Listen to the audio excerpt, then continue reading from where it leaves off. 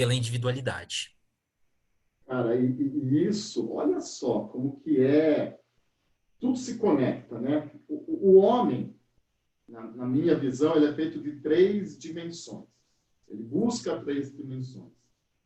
O homem é corpo, o homem é psique e o homem é espiritual. Nessas três dimensões. O espiritual é a religiosidade. Então, eu quero bater nesse primeiro ponto aqui, né? Se a gente for voltar lá daquele salto para a história, a religiosidade era a contemplação dos fenômenos naturais, né? Era a observação, o trovão me dá medo, o sol é a alegria, a chuva é a esperança, né? Então, os fenômenos naturais era a divindade, né? Quando a gente vai para a antiguidade, né, a gente já vê que várias figuras reais, né, os reis, os imperadores, se tornam também deuses, junto com as divindades, né? Mas o berço das grandes religiões, que é o Oriente, né? A gente tem lá o hinduísmo, o taoísmo, mas principalmente a gente tem das grandes religiões, né? Tirando o hinduísmo, a gente, o budismo, né? Que já tem uma aceitação muito grande já no Ocidente, e o primeiro, que na verdade que é a derivação dele, o judaísmo, e consequentemente o cristianismo, né? A gente vê que na Idade Média brota, né? Vem a figura de Jesus Cristo, e aqui também eu não quero entrar no mérito se é ou não é o Filho de Deus, mas olha que maravilhoso. O cara afetou tanto a vida das pessoas no seu entorno que o tempo é contado antes e depois dele. Se ele fez ou não fez milagre, isso é você. Você que tem que acreditar ou não. Mas para mim, muito me encanta, que a grande palavra dele foi amor. Ele falou do amor. E as pessoas precisavam ouvir do amor, né? Que esse amor conecta e faz as pessoas que, como eu acabei de falar lá, estavam cada vez mais reclusas dentro dos seus espaços, com medo, volta a viver comunitariamente, volta a viver as suas origens. E o psique dessas pessoas vivendo, voltando à sua origem comunitária, né? Jesus fala muito de viver em comum unidade, que nada mais é que a nossa essência de espécie, né? Toca as pessoas. Ele não critica, ele apoia. E isso não foi só Jesus Cristo. O próprio Buda, né? A gente vê, tem grandes figuras místicas que a humanidade trouxe, né? Mas, como a humanidade é pendular, né? Pêndulo para a esquerda, pêndulo para a direita, pêndulo... Enfim, a humanidade, na Idade Antiga, ela era muito promíscua, né? Vivia da promiscuidade, né? A gente vai ver nas arenas, né? Aquela coisa assim, enquanto estava tendo a morte, tinha gente fazendo sexo dentro da arena, na frente de todo mundo. Era comum aquelas festas de Baco, né? Aquelas orgias tal. E quando a igreja acende, ela fala, tem que parar com isso. Vamos pôr o homem à sombra de Deus, né? O homem por si só é pecaminoso, então vamos pôr o homem na sombra de Deus. E aí, lá no final da Idade Média, surgem lá as 4 tartarugas ninjas, né? Michelangelo, Donatello, Rafael e Leonardo da Vinci, né? Que começam a criar um movimento para tirar o homem da sombra de Deus e levar para a luz da sabedoria. Nesse processo aí do iluminismo, tal, de toda essa parte, começa a configurar, por mais que queira a configuração dos iluministas, a gente tem no paralelo os ensinamentos desses grandes espiritualistas. E é nesse momento que fé e ciência, talvez, criam uma dicotomia e começam a caminhar em paralelo. Mas não quer dizer que são opostos, né? Rapidinho, né? É só para brincar, quando eu dou aula sobre a origem da vida, eu falo para a molecada. Pergunta para um sacerdote, para um padre, para um pastor, quem que criou tudo isso? Ele vai falar, foi Deus. Quem criou Deus? Ninguém, porque Deus sempre existiu. Tá. Aí você vai para um físico, vai para um cosmólogo e tal, fala, quem que criou tudo isso? Ele vai falar, o Big Bang. Mas o que existiu antes do Big Bang? Não existiu nada, porque tudo estava contido lá naquela partícula primordial. Então, para mim, é a mesma história, contada com personagens diferentes. Você acredita na historinha que você mais gostar, mas os dois beberam da mesma fonte, gente. Os dois beberam da mesma fonte, tá? Não aquiete seu coração, tá? Se foi Deus ou se foi o Big Bang, que é a mesma história.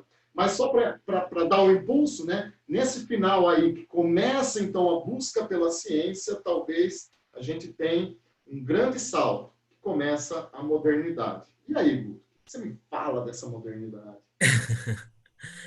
É, a modernidade é quando perceba que muitas vezes há uma confusão que a modernidade ela não destrói Deus, né? Ela apenas desloca o teocentrismo de Deus no centro do mundo para o antropocentrismo, né? O ser humano no centro do mundo, retomando valores da antiguidade, né? Daí o termo renascimento. Só pode renascer o que estava morto e aquilo que já tinha existido. No caso, a cultura greco-romana. Então eles retomam valores, né? Como o homem é a medida de todas as coisas. E veja que essa questão de deslocar o centro, o núcleo, não é que eles estão colocando Deus na margem, marginalizando Deus, coadjuvante. Não. Eles não estão humanizando Deus, eles estão divinizando o homem.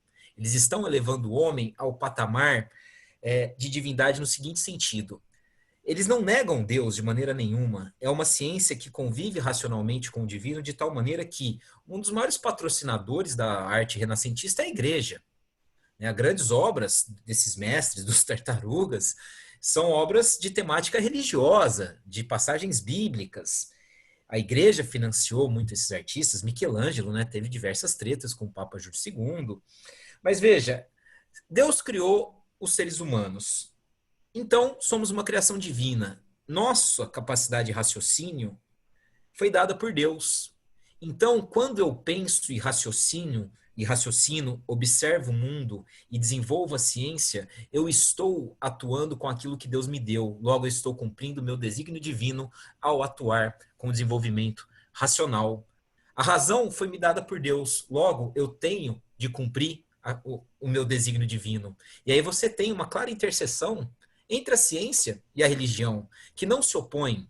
Muitas vezes se atritam, como tivemos, né, diversas interferências da igreja com a Inquisição, né, o Galileu tendo que negar a teoria, né, do heliocentrismo, mas de maneira mais ampla, a Idade Moderna viu uma convergência, como fazemos aqui, da fé com a razão, da igreja com a universidade. Muitas universidades surgiram, né, por iniciativa da igreja, e nesse momento tivemos sim um grande desenvolvimento do humanismo, um grande desenvolvimento da ciência, da pesquisa, do empirismo, né, da observação e do desenvolvimento, porque a ciência ela é muito interessante. Na verdade, ela muitas vezes não cria, ela apenas apresenta aquilo que foi observado e muitas vezes que se mostrava de maneira obscura. Ela decifra, depura a natureza, como Newton. Né? Newton não inventa a gravidade, ele apenas decifra e explica ela para nós. Né? Sempre existiu. E esse momento foi muito importante porque a ciência, junto com a fé, ela impulsionou esse homem a ser mais corajoso, a mais atuante, a entrar numa caravela e falar assim: Deus vai me proteger, mas a ciência vai me guiar. E aí desbravar os oceanos, desbravar o planeta, desbravar o universo. Exatamente nesse momento, tanto com a ciência quanto com Deus. Só para citar dois pica, assim, Einstein fala que o universo, tudo que ele enxerga, né, todo aquele caos ordenado, jamais existiria se não houvesse um ser divino para pôr a ordem nesse caos.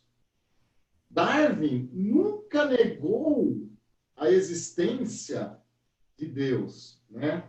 Ele apenas justificou um processo evolutivo. Então, Vejam só, os grandes gênios sempre enxergam. Talvez não o enxergasse esse Deus, né, como algumas religiões os colocam, né? Mas o importante é que exista a divindade. E a divindade está aí, né, que é a terceira dimensão humana.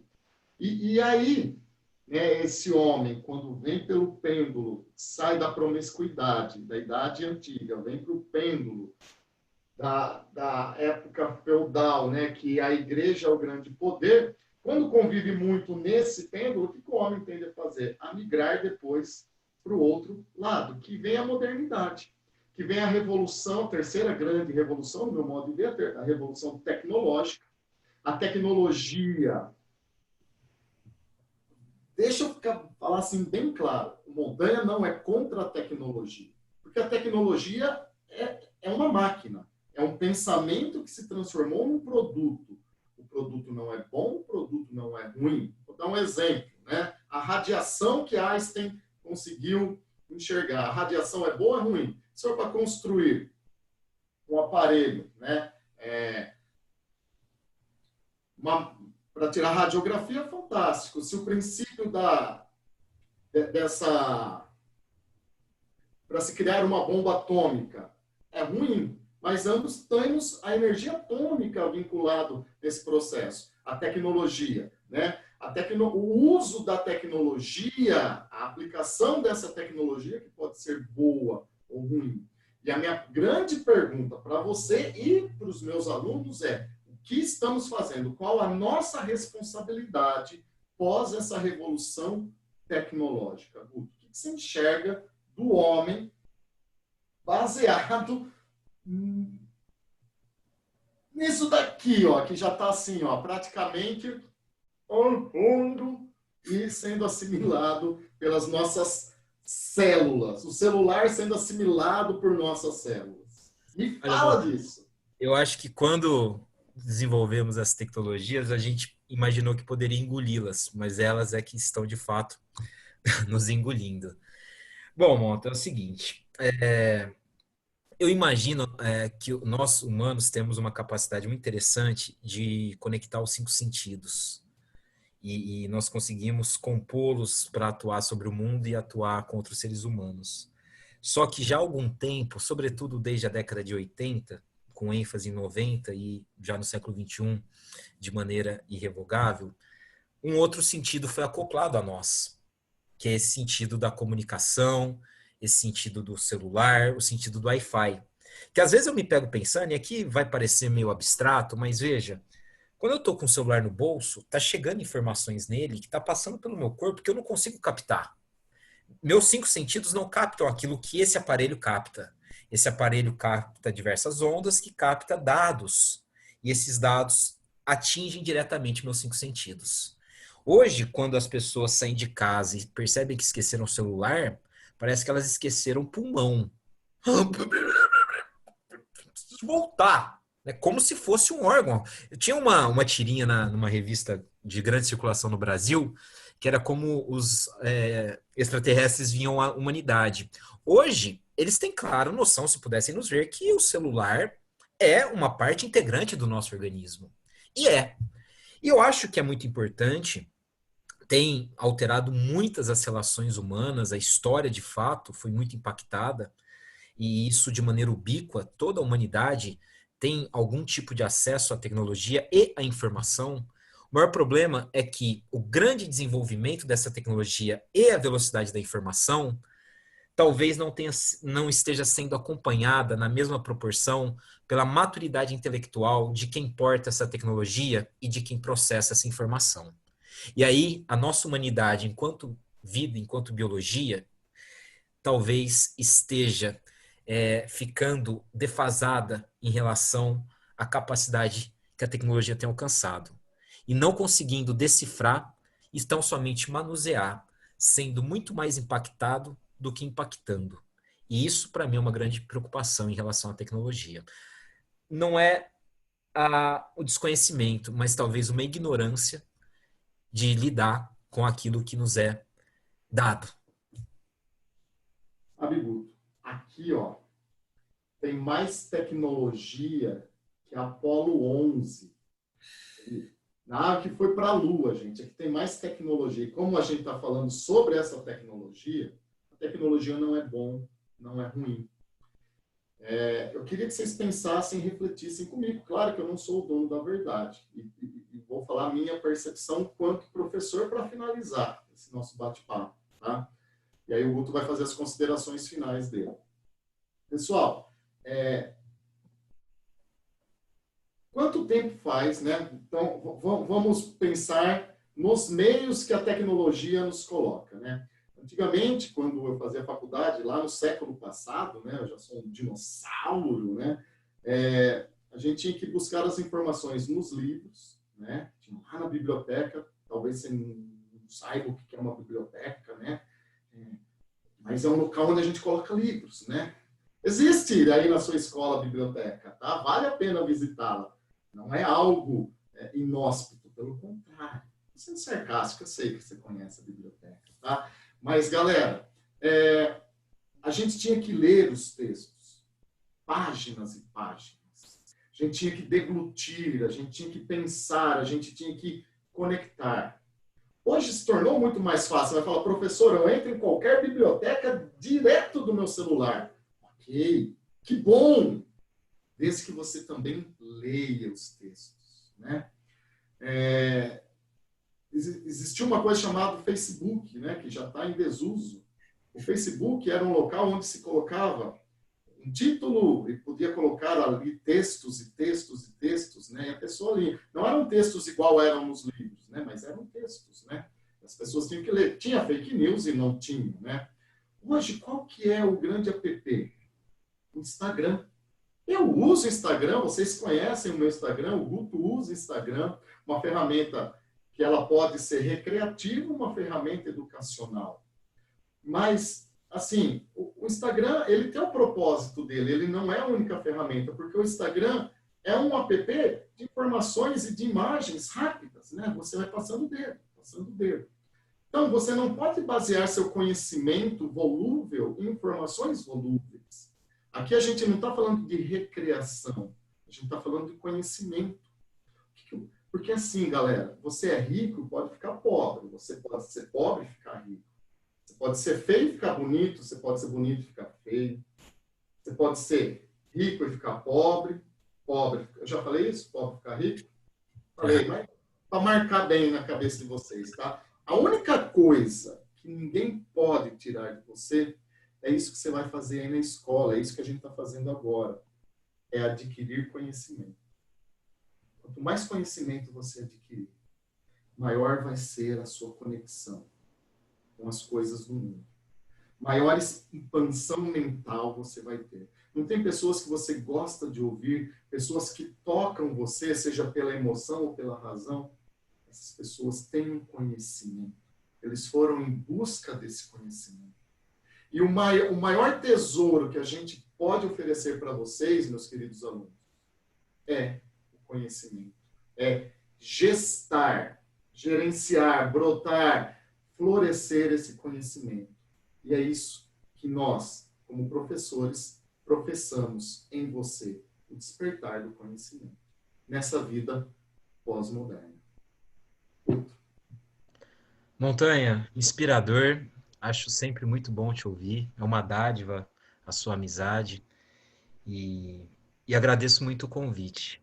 Muito bom participar, estar junto aos alunos. E o conhecimento, Montanha, ele é o que veicula os nossos sonhos, tanto naquilo que nós temos de abstrato e aquilo que nós temos de material. É o conhecimento que integra, né, o que nós atuamos para alcançar o que nós desejamos. E nossa missão aqui é talvez tentar trazer um pouquinho, né, do que nós sabemos e aprendermos juntos. Obrigado, Montanha. Valeu demais. Galera, feliz, uma boa, um excelente descanso nessas férias. Guto, obrigado por produzir essa aula junto comigo. Espero que Prazer. vocês tenham gostado, galera. Foi uma aula do coração, foi uma aula de convergência. E a gente se encontra logo mais depois das férias. Firme, forte, valente e corajoso. Um abraço. Até a próxima. Valeu.